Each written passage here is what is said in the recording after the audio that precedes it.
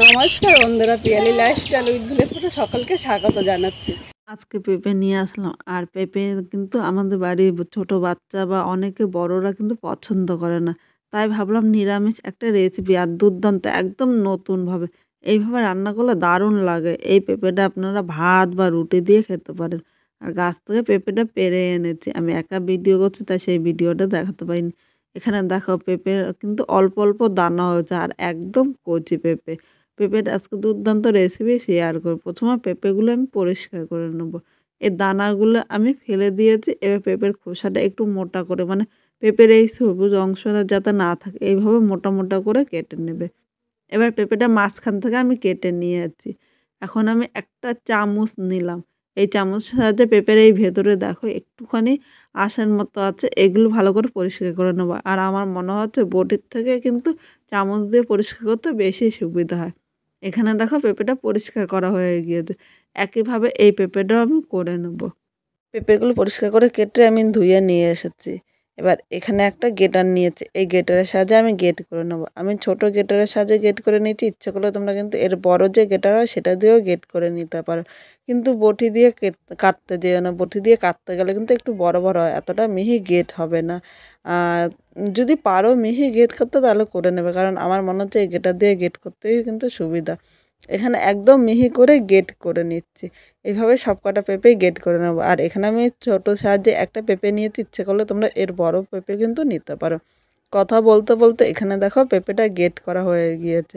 আর এই দেখো একদম মিহি গ্রেট হয়েছে। এরকম করলে কিন্তু খাওয়ার সময় একটুও মুখে লাগবে না, ছোটো বাচ্চারা এই পেঁপেটা কিন্তু খুব পছন্দ করবে। এবার পেঁপের এক সাইডে রেখে এদিকে কড়াইটা বসিয়ে দিয়ে এখানে 1.5 চামচ সর্ষের তেল নিলাম। খুব বেশি তেল দেবো না, অল্প তেল মশলা কিন্তু তোমাদের সাথে রান্নাটা শেয়ার করব।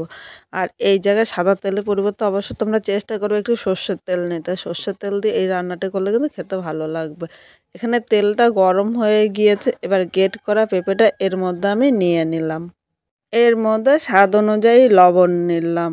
এখন মিডিয়াম লো আগুনে কিন্তু এই পেঁপেটা ভাজতে হবে। লবণটা এর সাথে নেড়ে চেড়ে মিশিয়ে নেব। খুব জোরে আগুন দিলে পেঁপেটা কিন্তু নিচে দিয়ে পুড়া লেগে যাবে, তখন খেতে একদম ভালো লাগবে না। আর লবণ দেওয়াতে পেঁপের থেকে কিন্তু হালকা জল বেরোবে। এখন আমি ঢাকা দেবো না, কারণ একদম মিহি করে কেটে নিয়েছি, ঢাকা দিলে পেঁপেটা একদম গলে যাবে। তাই এইভাবে আমি পেঁপেটা 3 থেকে 4 মিনিট ভেজে নেব। মানে পেঁপের গায়ে যে জলটা আছে পুরো জলটা কিন্তু এইভাবে নাড়তে নাড়তে টানিয়ে নিতে হবে। এখানে পেঁপেটা ভাজা হয়ে গিয়েছে। আর দেখো এর থেকে বেশি ভাজবো না, তাহলে কড়াইয়ের নিচে লেগে যাবে। এবার পেঁপেগুলো আমি তুলে নিলাম। আর একটা কথা বন্ধুরা, আমি পেঁপে ভাজার সময় হলুদ দিইনি, ইচ্ছে করলে তোমরা কিন্তু হলুদও নিয়ে নিতে পারো। সব পেঁপেগুলো তুলে আমি কড়াইটা আবার পরিষ্কার করে বসিয়ে দিলাম। এর মধ্যে আর 1 চামচ সর্ষের তেল নিলাম। মোট এখানে 2 চামচ আর হাফ চামচ মানে 2.5 চামচ সর্ষের তেল নিয়েছি। এখন তেলটা গরম হয়ে গিয়েছে আর এদিকে ডুমো ডুমো করে আলু কেটে নিয়েছে। যারা আলু পছন্দ করেন না তারা কিন্তু আলু স্কিপ করতে পারো, কারণ আমার পেঁপেটা অল্প তাই এই জায়গায় আলুটা নিয়েছি। এবার আলুটা এর মধ্যে নিয়ে নিলাম, এর সাথে একটু লবণ দিয়ে দিলাম। এই লবণটা দেওয়াতে আলুটা কিন্তু তাড়াতাড়ি নরম হয়ে যাবে। লবণটা নেড়ে চেড়ে মিশিয়ে আরও 3 থেকে 4 মিনিট আলুটা হালকা লাল করে ভেজে নেব। এখন কিন্তু হলুদ দেবো না, হলুদ দিলে আলুটা শক্ত হয়ে যাবে আর লাল হয়ে যাবে, তখন খেতে ভালো লাগবে না। আমি এখন ঢাকা দিয়ে আরও 3 মিনিট আলুটা ভেজে নেব। এখানে আলুটা ভাজা হয়ে গিয়েছে আর আলুর মধ্যে আমি হলুদ দিই, ইচ্ছে করলে তোমরা একটু হলুদ দিয়ে আর 1 মিনিট ভেজে নিতে পারো। আর এখন আমি আলুটা নামাবো না, এভাবে খুন্তি দিয়ে এক সাইড করে দিলাম, কারণ নামালে একটু রান্না করতে দেরি হয়। তোমরা ইচ্ছে করলে আলুটা কিন্তু নামিয়ে নিতে পারো। এবার এর মধ্যে আমি আদা ও কাঁচা লঙ্কা একসাথে বেটে রেখেছিলাম, এর মধ্যে আমি নিয়ে নিলাম। আমি বাটা দিয়েছি, ইচ্ছে করলে তোমরা কিন্তু এমনি একটুখানি থেতো করেও নিতে পারো, কারণ আমার বাটা মশলাটা ছিল। এবার এর সাথে নেড়ে চেড়ে মিশিয়ে নিয়েছি, সামান্য একটু জল দিলাম, কারণ জল না দিলে নিচে দিয়ে ধরে যেতে পারে। আর নিচে দিয়ে ধরে গেলে কিন্তু খেতে ততটা ভালো লাগবে না। এখন সব কিছুর সাথে নেড়ে চেড়ে মিশিয়ে 4 থেকে 5 মিনিট কষিয়ে নেব। মিডিয়াম আগুনে 5 মিনিট কষিয়ে নিয়েছে আর দেখো মশলা থেকে কিন্তু তেলও ছেড়ে দিয়েছে। এবার আবারও একটুখানি জল দিয়ে দিলাম, নাহলে নিচে দিয়ে কিন্তু ধরে যাবে। এভাবে অল্প অল্প জল দিয়ে মশলাটা কষালে কষানো কিন্তু খুব সুন্দর হবে। এবার এর মধ্যে আমি একে একে গুঁড়ো মশলাগুলো নিয়ে নেব। হাফ চামচ জিরের গুঁড়ো নিয়েছি, স্বাদ অনুযায়ী লবণ, অল্প পরিমাণে কাশ্মীরি লঙ্কার গুঁড়ো দিয়েছি। যেহেতু আমি কাঁচা লঙ্কা বেটে দিয়েছি তাই কালারের জন্য সামান্য একটু লঙ্কার গুঁড়ো দিলাম। ইচ্ছে করলে তোমরা এই লঙ্কার গুঁড়োটা কিন্তু স্কিপও করতে পারো, কিন্তু এই লঙ্কার গুঁড়োটা দিলে কালারটা ভালো লাগে। এখানে প্রয়োজন মতো হলুদ নিয়ে নিলাম। এখন সব মশলাগুলো এর সাথে নেড়েচেড়ে মিশিয়ে আরও 4 থেকে 5 মিনিট কষিয়ে নেব। এইভাবে অল্প অল্প করে কিন্তু মশলাটা কষাতে হবে, তাহলে এটা খেতেও কিন্তু দুর্দান্ত লাগবে।